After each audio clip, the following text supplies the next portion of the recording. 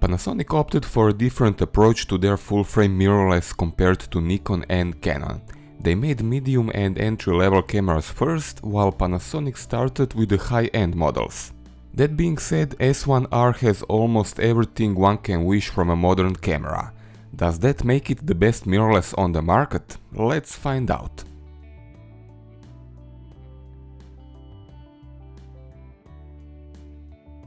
I will start with a bit of a criticism. I have seen the specifications and initial hands-on previews on YouTube, but none of that prepared me for how big and heavy this camera actually is. It is massive.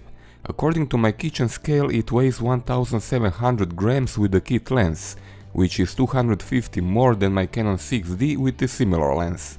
At this point only two more native lenses are available, 70-200 and 50 f1.4, which weigh around a kilogram each. Body only is exactly 1 kilogram with the battery, and that makes it the heaviest camera on the market, both for mirrorless and DSLR. It is heavier even than the Fuji GFX, which is 950 grams and medium format. Only Nikon D5 and Canon 1DX are heavier, but they have integrated vertical grips and are different category. Here it is next to the G9, which can be considered as a template on which the S1 was designed. S1R is visibly larger.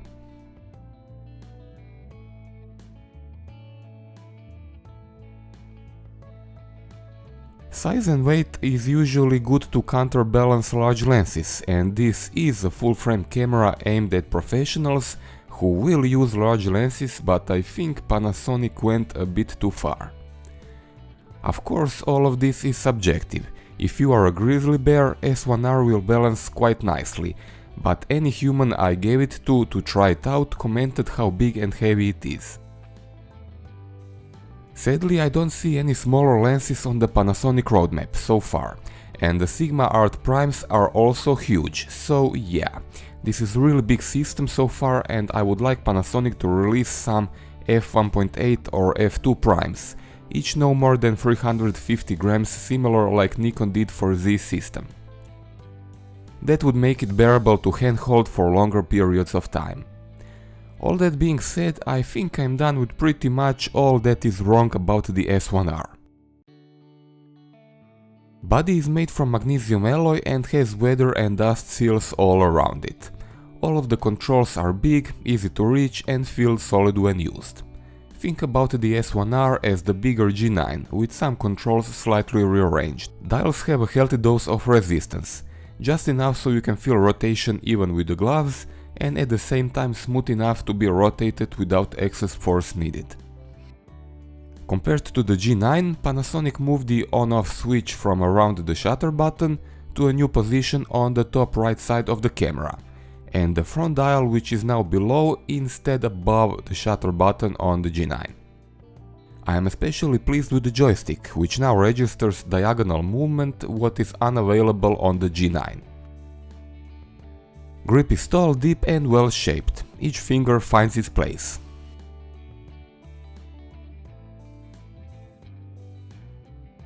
Controls are highly customizable. 21 physical buttons can be assigned to virtually any menu item.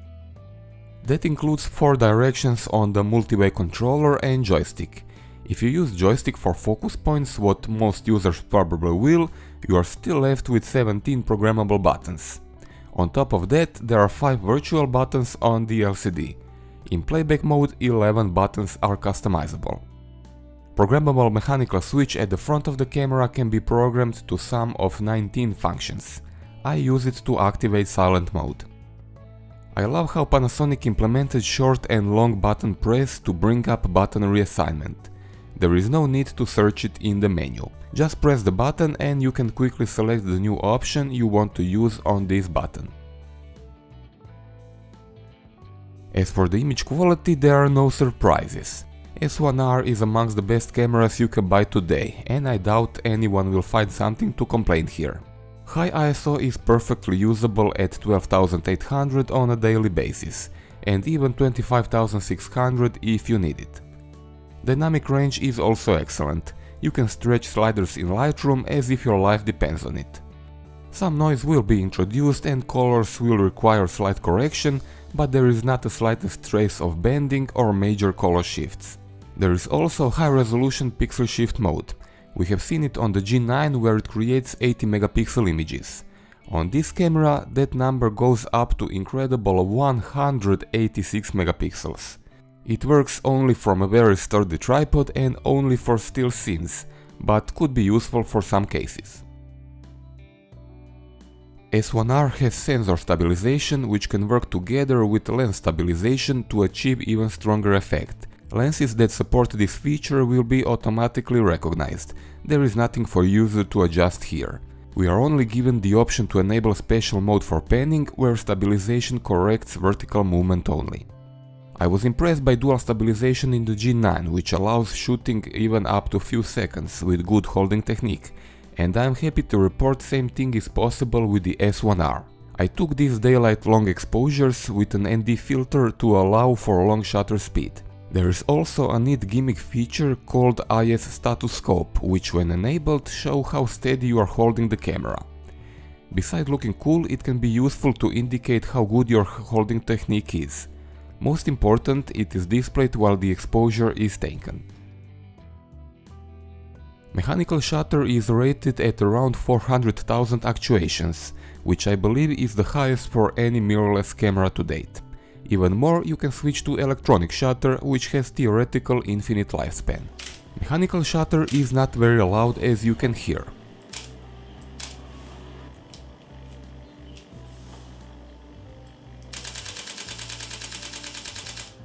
Of course, electronic shutter is fully silent.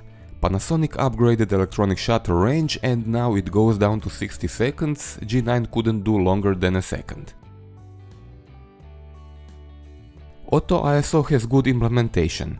Upper and lower ISO values are user selectable, as is the case with lowest shutter speed. Exposure compensation is available in manual mode, which means you can select aperture and shutter speed manually while still using auto ISO together with exposure compensation. Focus system has 225 focus points just like the GH5 and identical pattern setup options like all other Panasonic cameras. Thanks to both joystick and touch LCD, it is really easy to choose focus points. For single focus, autofocus is near instant and dead accurate.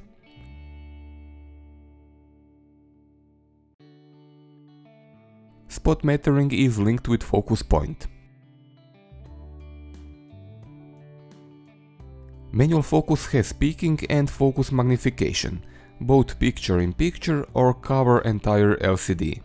I really like this distance scale, which with green bars indicates focus depth. You can see how it becomes wider when I close down aperture. G9 doesn't have this.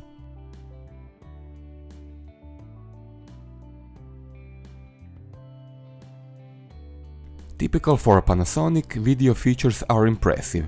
It shoots 4K 60p video, 180p slow motion Full HD and has a complete set of manual controls. Maximum single file recording time in 4K resolution is 15 minutes, while Full HD has 59:59 limit. Full HD has no crop compared to still image mode and 4K has just a slight crop, not important in my opinion. Mechanical sensor stabilization has no effect on video crop, but if you engage extra electronic stabilization in addition, more crop will appear. There is an option to record from full sensor white, APS-C region, or to use pixel per pixel option, where 1 pixel on sensor will equal 1 pixel in video. Since this camera has 45 megapixels, this enables very strong crop, especially when shooting in Full HD. Here is how much crop this can create. This is Full HD from full sensor. This is 4K from full sensor.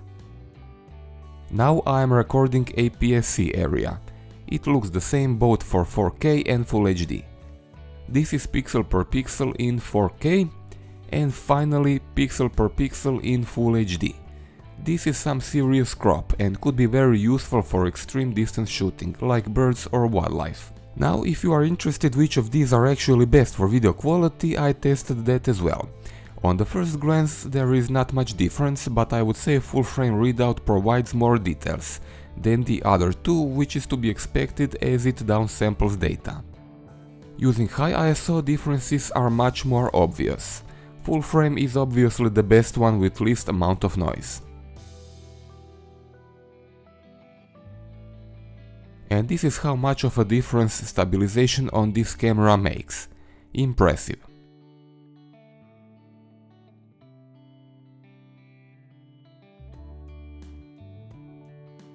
Microphone input as well as headphones output are here.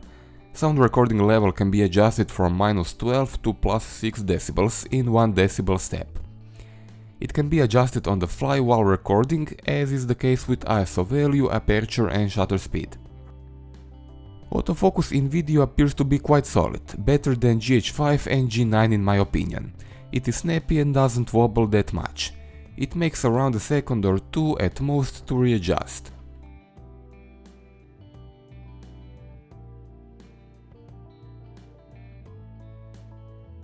Face recognition has no problems finding and tracking my face no matter the background.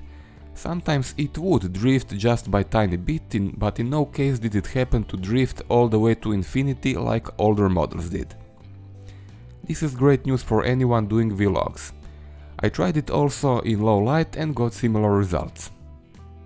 Lastly, but most important, video quality. It is as good as it gets. Detailed, sharp, no artifacts and most important with good colors. I did notice a tiny bit of moire on these rooftops, but it was a rare instance. Rolling shutter is well controlled. It is not perfect, but still not bad. As with GH5, I suggest you play a bit with picture profiles as they have a big impact on overall video look, especially noise. For my taste, video looks quite good up to ISO 6400. Some noise is visible, but overall is not bad at all. LCD has perfect viewing angles and usual 3 inches diagonal. It has 2.1 million dots and looks really nice. It is articulated 45 degrees down, 90 up, and has a special switch for side articulation. This is great for photography, especially waist level shooting style, but video crowd would prefer full side hinge articulation. Touch function is here, works for all camera functions like focus points, quick and main menus and playback. It supports multi-touch. Status LCD on top of the camera has orange backlight whose intensity can be adjusted in 2 levels or be disabled. Panasonic fixed a bug from the G9 which turns the backlight off after 5 seconds even while you are adjusting something. Now it stays lit all of the time while adjustments are being made. Top LCD shows battery charge and remaining shots even when the camera is turned off, but this also can be disabled in the menu system. Buttons on the back of camera are illuminated. Electronic viewfinder is one of the main selling points of this camera. It has insane 5.76 million dots, which is the highest on the market. It is a real joy to use it and has very fast refresh rate of 120 FPS. All camera functions like menus and playback can be displayed in viewfinder. There is no reason to move your eye away from it. Rubber IP surround viewfinder can be removed, essential for users who use glasses. Transition speed between LCD and DVF and back is among the fastest on the market. Brought over from the G9 is the so-called night mode, which renders everything in red. It can be adjusted separately for LCD and DVF. This is tried and tested feature that allows much easier use in low light or nighttime situations where our eyes would be greatly affected by bright EVF or LCD, and I use it regularly on my G9. Startup time is quite good for a mirrorless camera. S1R is ready to take an image in around 1 second after you flick the power switch. Playback is insanely fast, especially considering the camera is handling 45 megapixel RAW files, each being around 65 megabyte.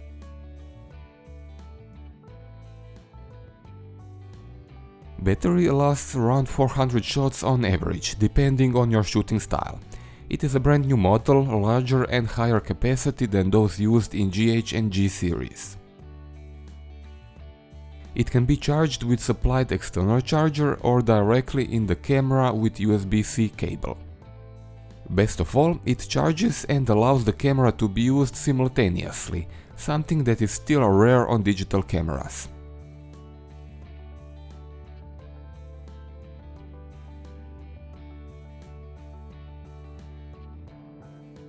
S1R has two memory card slots. First one is for XQD cards and the second one uses SD memory cards. Fast UHS Type 2 SD card speeds are supported. There are three usual ways of using dual slots: relay, backup and separate file types on each card. S1R has all the connectors: micro USB-C 3.1, full-size HDMI output, 3.5mm microphone and headphones input and output, wired remote control input and flash sync connector. If it wasn't obvious by now, I am properly impressed by this camera. From the features point of view, it has everything. From the image quality point of view, it is top level as well. It is expensive, but it delivers. If you can afford it, I don't see why not to recommend it. Keep in mind it is not made for sports and the lens selection is currently limited, but beside that, this is amongst the best cameras you can buy these days. If you have a question, feel free to ask me in the comment section below. Subscribe to my channel for updates, and if you want to support my work, buy stuff on Amazon using my affiliate links below the video, as I will get a small percentage from every purchase. Big thanks to everyone who already did so. Thanks for watching.